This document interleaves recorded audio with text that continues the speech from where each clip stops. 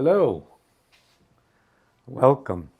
Now this is our third video. We started with the one where we had a house that was demoed and we were starting work. Then we did one in the middle, and now this is the finished product. Come check it out. Let's take a tour. So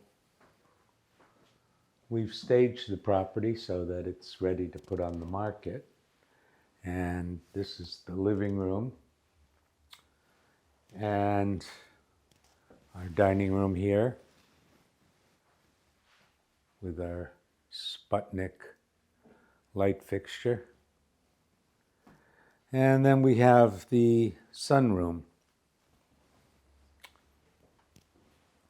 And I painted this yellow because I wanted it to be bright and cheery. And put in this nice ceramic tile floor. And this could be a sunroom, a study, a little office, I suppose. But I pictured it as a sunroom, like a place to retreat during the day or evening.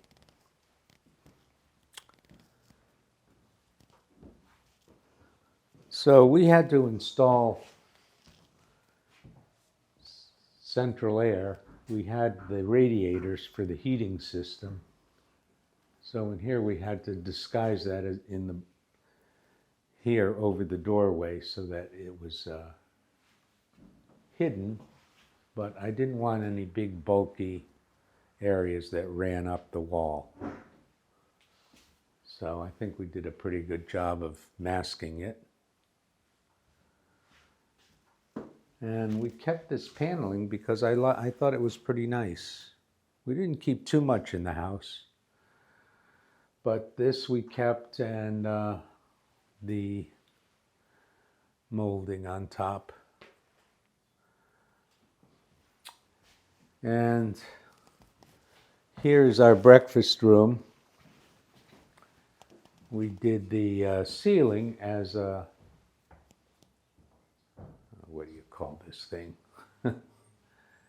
A recessed ceiling. Put a nice little light fixture in the middle with a fan, and some recessed lighting behind the crown molding.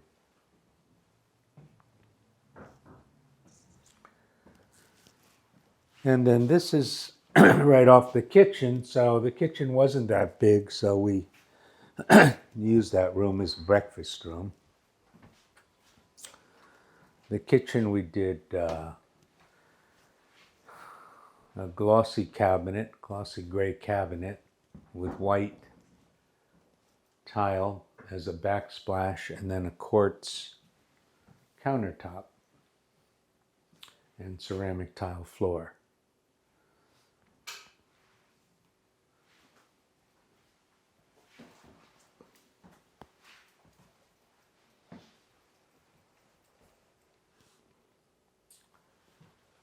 With a 5-burner range and a really nice upscale fridge.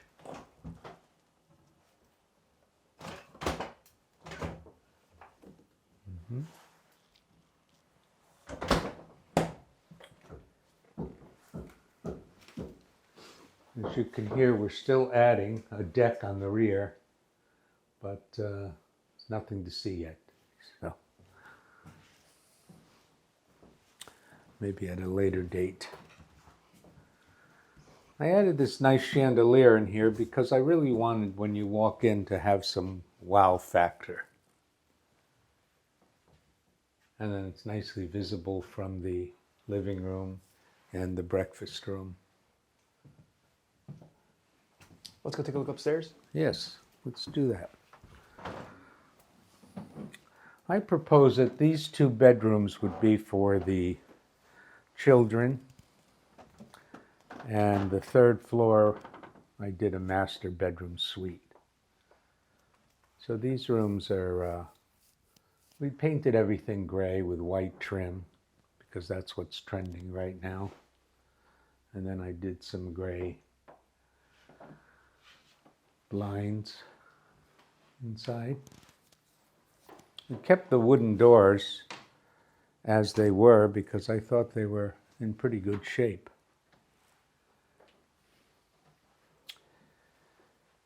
And I did have to buy a new one to match up with everything, but turned out pretty nice. You can't really tell. This is the bathroom that was existing. So we had someone come in and glaze the tub because it was old, and I'd rather refinish it than take it out. And I did it in a gray, a light gray, as opposed to typically a white. We kept the tile that was there behind the bathtub because it was in good shape. And then got a smaller sink and put a new tile floor in here as well.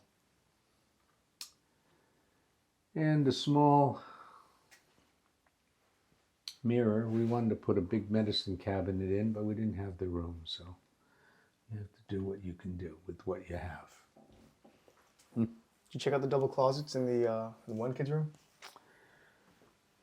Yeah, that was a nice big closet. As you should have. Check it out. This room may have been the master bedroom originally. There's a light switch in there. Does that work? Yeah, but I felt that it was better to put the master upstairs. Yeah, so it's good closet space for an older house.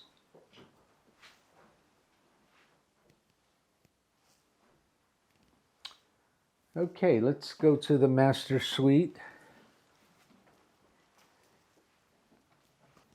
This closet space is always at a premium in these houses.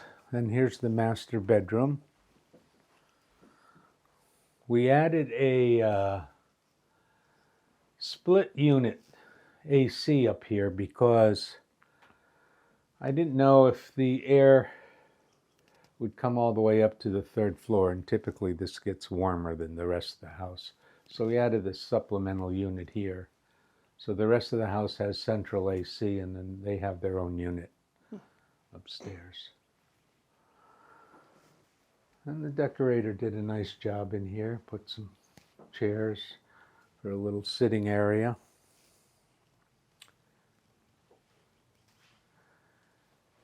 We have the master bath, which I think really complements the master bedroom suite.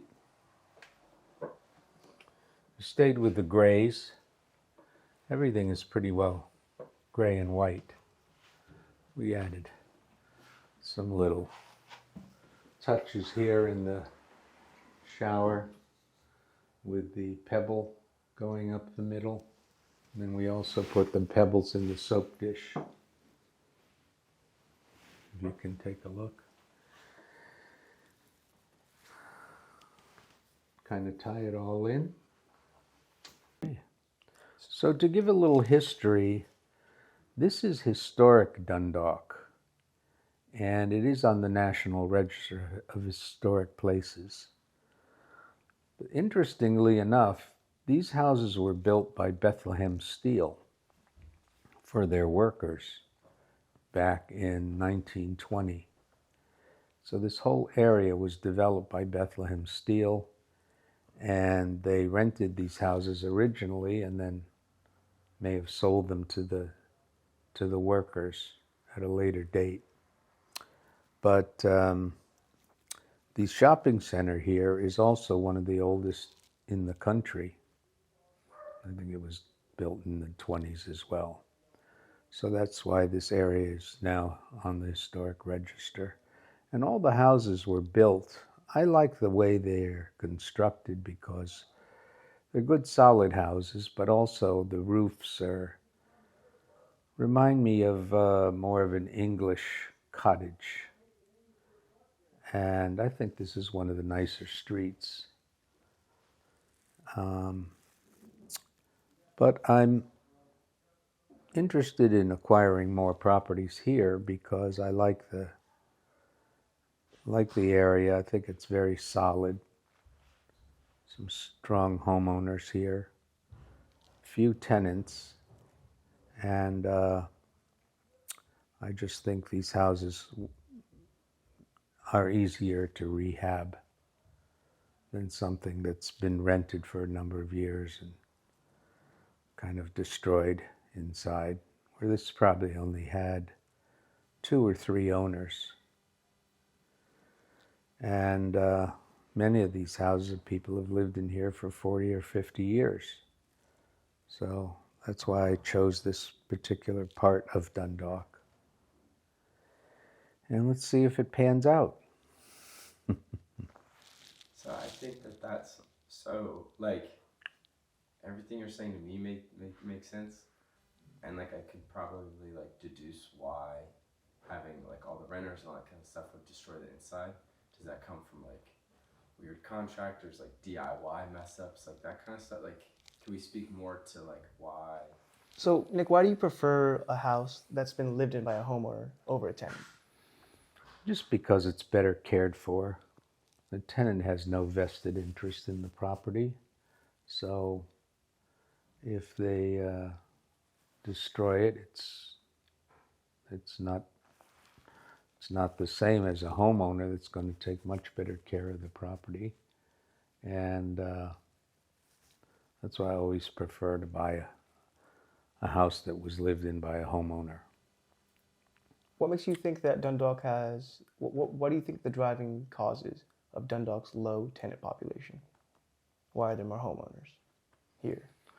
Why are there more homeowners? Mm-hmm. Well, I just think that the houses lend themselves better to homeowners than tenants. There are a lot of apartment complexes in Dundalk, and they are all tenant occupied, obviously, but I think there's some nice areas like the historic part and others that are more populated with homeowners.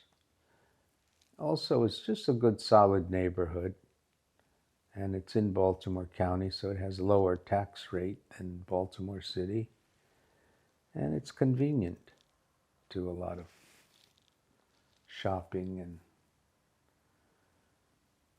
it's close to the water, and they have some decent restaurants down here as well. Do you have any favorites? I like Squires. Squires, it was pretty good. We were trying to go the other time, but it wasn't open yet. Hopefully open today. Yeah, it's quite reasonable as well, and very popular. So what do you think the average value of houses around here are? And like, what's the price range you'd be looking for?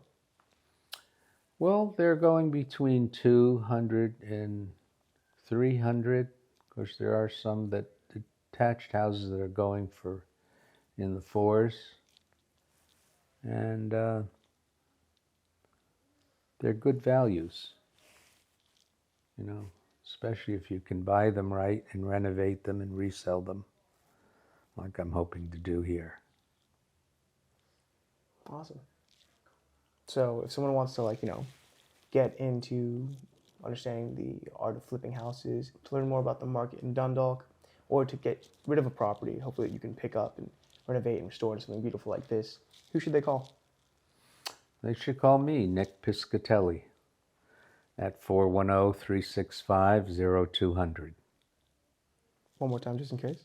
410-365-0200.